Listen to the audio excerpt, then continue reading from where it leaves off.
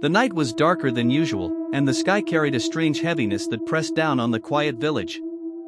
People whispered that the blood moon was cursed, a night when the line between the living and the dead grew dangerously thin. Families locked their doors, children were kept indoors, and candles flickered nervously in every home. But deep within the forest, an old abandoned house stood alone, its broken windows reflecting the crimson moonlight like watching eyes. For years, villagers avoided it, believing it carried the spirits of the forgotten. On this night, three friends, Daniel, Sarah, and Michael, decided to test the legend. Their laughter echoed as they crossed the field, though none of them admitted the fear tightening their chests. The air smelled of damp earth and smoke, and the silence of the woods swallowed them whole. When they reached the ruined house, the wooden door creaked open as if it had been waiting. Inside, dust hung heavy, and the broken furniture seemed frozen in time, covered in shadows that twitched whenever the moonlight shifted.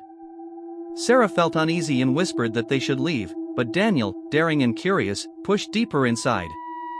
He found an ancient mirror lying cracked against the wall. The glass shimmered strangely, not with their reflections, but with flickering shapes, faces twisted in agony, eyes hollow, mouths open as though screaming without sound. The friends froze, their breath turning shallow, as if the air itself had grown heavier. Suddenly, the mirror pulsed like a living heart, and one of the shadowy figures reached outward, pressing its hand against the glass. The temperature dropped instantly. Michael's teeth chattered as the walls groaned, and the floorboards began to tremble. A low whisper filled the air, chanting in a language none of them understood. Sarah screamed when the mirror cracked wider, bleeding black liquid that oozed across the floor. Then the shadows spilled out, long, thin figures crawling on all fours, their heads twisted unnaturally, their eyes burning red. Daniel tried to run, but the door slammed shut with a deafening bang. The friends were trapped. The shadows surrounded them, hissing in voices that echoed like broken glass. The last thing Sarah saw before everything went dark was the blood moon glowing through the window, burning brighter than ever, as if feeding on their fear. Sarah awoke in silence. The house was gone. She was standing in the middle of the forest, the crimson moon still burning above her. The air was deathly still, and when she looked around, Daniel and Michael were nowhere to be seen. Instead, she noticed faint footprints leading deeper into the woods. Against her trembling instincts, she followed. The path twisted endlessly, trees bending as though alive, their branches clawing at her clothes. She heard faint cries, distant and distorted, like Daniel and Michael calling her name. But when she called back, her voice didn't sound like her own, it was lower, echoing strangely.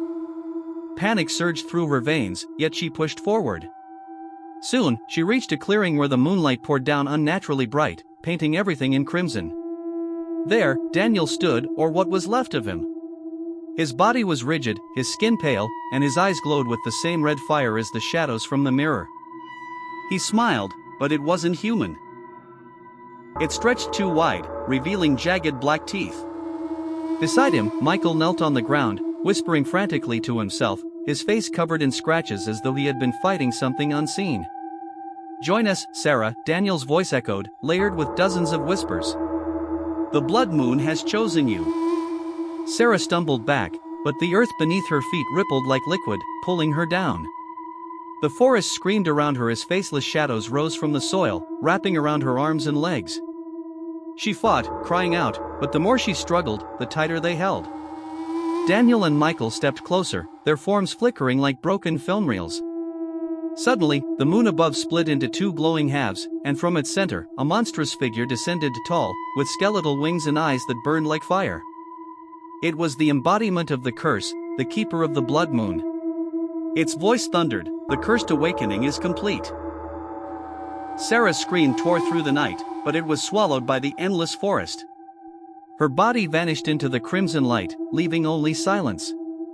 By dawn, the blood moon had faded, and the abandoned house stood empty again, as if nothing had happened.